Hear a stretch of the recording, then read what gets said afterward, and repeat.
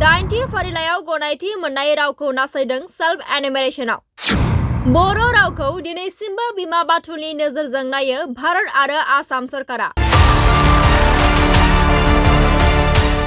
बर' हारि महरै भारत आरो आसाम सरकारनिफ्राय दिनैसिमबो सोमावसारालासेनो गोसोखांलाय गथायालासेनो मोनसेबो मददथि मोननाय नङा नामा? आथिखालाव 2027 सुबुं सानखौ साननाय हाबाफारिया पर्टेलनि गेजेरजों सेल्फ एनिमेरेशन सोलिगासिनो। नाथाय 8थि फारिलाइयाव गनायथि मोननाय बर' रावखौ गनायथि होआसै भारत आरो आसाम सरकारा। जायनि जाहोनाव बर' हारिया आसामनिफ्राय आलादा रायजो जानो नागिरो। मोनफ्रोमबो बिथिङाव नासयजाबाय थानायनि थाखायनो दिनै बर' थुनलाइ आफादनि हांख्रायनायाव क'क्राझारनि बागानसालि बड'फा हाउसआव एबसु, आइजो अनसाय आफाद, अल आसाम गुदि फोरोंगिरि गौथुम आरो दुलाराय बर' हारिमु आफादा जथायै सावरायदों सुबुं सानखौ खालामनाय बर' रावा सोसनजायैखौ लानानै। सावरायखांनायनि उनाव एबसुनि आफादगिरि खोरोमदाव औवारी बिथाङा खौरां बिजोंनि गेजेरजों फोरमायोदि 8थि फारिलाइयाव गनायथि मोननाय बर' रावा 2027 सुबुं सानखौआव गनायथि मोनैया दुखुनांथाव आरो बर' रावखौ बर' हारि महरै नासयजानाय बादि मोनो होननानै बुङो। लोगोसेनो 2थि खोन्दोनि हाबाफारियाव बर' रावखौ सोनांगोन, नङाब्ला सोमावसारनायनि हाबाफारिबो लानो हागौ होननानै बुङो।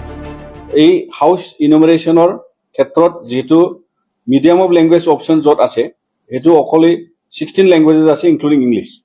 ইয়াৰ ক্ষেত্ৰত আমি বড়ো ভাষাটো দেখা নাই। এই কাৰণত আজি আমি সেইটো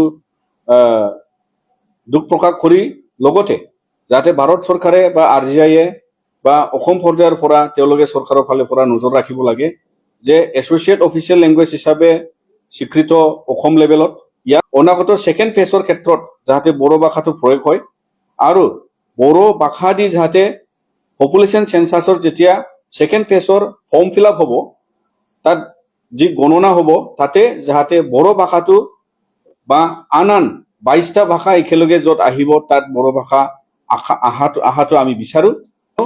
আমাৰ ভাষা হ'ল এটা নেশ্যনেল বা কনষ্টিটিউচনেল প্ৰাপ্ত 8 শিডিউলত স্বীকৃত পাপ যিটো মানে নেশ্যনেল এটা আইডেণ্টিটি হিচাপে বড়োসকলে আমি জীয়াই আছো। তো ইয়াৰ ক্ষেত্ৰত যদি চৰকাৰী এনেকুৱা এটা ডাঙৰ পদক্ষেপ নেশ্যনেল ইম্পৰ্টেঞ্চত যদি স্থান নাপায় তেতিয়াহ'লে আমাৰ জাতি হিচাপে বা বড়ো জাতি হিচাপে আমি এটা নিগলেক্ট বা এটা ইগনৰেঞ্চ আমি ফিল কৰে। তাৰ কাৰণে বহুতো বড়ো ৰাইজে বড়ো সাহিত্যৰ ওপৰত বা বিভিন্ন আমাৰ জাতীয় সংগঠনৰ ওপৰত তেওঁলোকে এইবিলাক প্ৰশ্ন বা লগতে আমাৰো এইটো দায়িত্ব আহি পৰে যে ভাৰত চৰকাৰ অসম চৰকাৰে যাতে আমাৰ নেশ্যনেল আইডেণ্টিটিটো যাতে আঘাত নানে ইয়াৰ ক্ষেত্ৰত আমি আলোচনাৰ মাধ্যমে আগন্তুক দিনত আমি নিশ্চয় অসম চৰকাৰৰ ভাৰত চৰকাৰৰ সহায় পাম বুলি আমি এই দাবীটো জনাই যাম। আৰু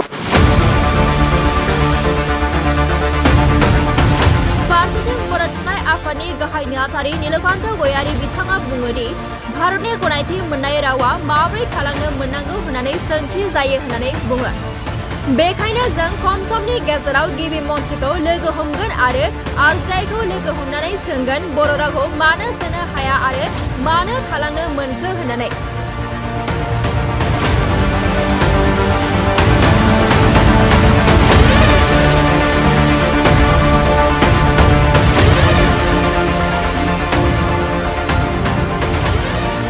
नीलकान्त गयारी बिथाङा बेखौबो बुंबावोदि बर' रावा आसामनि मावख'आरि राव, नाथाय बिथांमोनहा गोसो जानानै नासयो एबा गालाङो होननानै फोरमायो। बर' रावा भारत संबिजिरनि मोनसे गनायजानाय राव, आसामनि मोनसे official language next to the Assamese. नाथाय जोङो फिल खालामदों जे मालाबा समाव जोंनि रावखौ मिथिनानैबो डिफेक्ट खालामनाय बायदि जों मोनदों।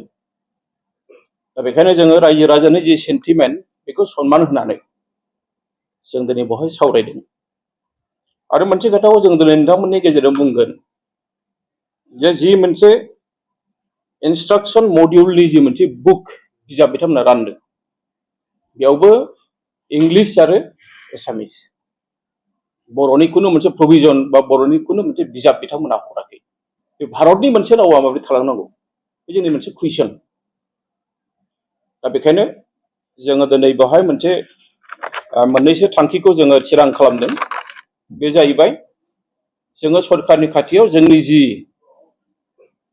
दाबि जे बर' रावा बे पर्टेलाव हाबनांगौ दा नङा उनाव फैबाय थानायब्लाबो बियो हाबनांगौ दा जुदि हायाब्ला बिथांमोना उनावब्लाबो सोनांगौ आरो बेनि थाखाय जोङो बर' थुनलाइ आफादनि दैदेननायाव दिनै जेसेबां बेवहाय लोब्बा आफादफोर ज' जादों बर' थुनलाइ आफादनि दैदेननायाव बिथांमोना जोंखौ बुंदों जे बर' थुनलाइ आफादा जि खामानि मावगोन जों जयैनो थानानै बर' थुनलाइ आफादखौ मदद खालामगोन जेरैखि जाया जोंनि रावा जेनाखि पर्टेलनि जेनाखि राव बेवहाय हाबनांगौ आरो उननि जि सेन्सास बे सेन्सासाव जाहाथे खुनु पयटे बर' रावा थालाङा बे बिथिङाव सरकारखौ जोङो गोख्रों भाबै जों मिथिहोगोन आरो बेनि उनावहाय जोङो जोंनि मानजाथाव आफादगिरि बिथाङा बुंनाय बायदि जोङो दिल्लीयाव थांनानैब्लाबो जों आरजिआइखौ लोगो हमगोन आरो मानि थाखाय थालांदों आरो मानो सोनो हाया जों बेनि थाखायबो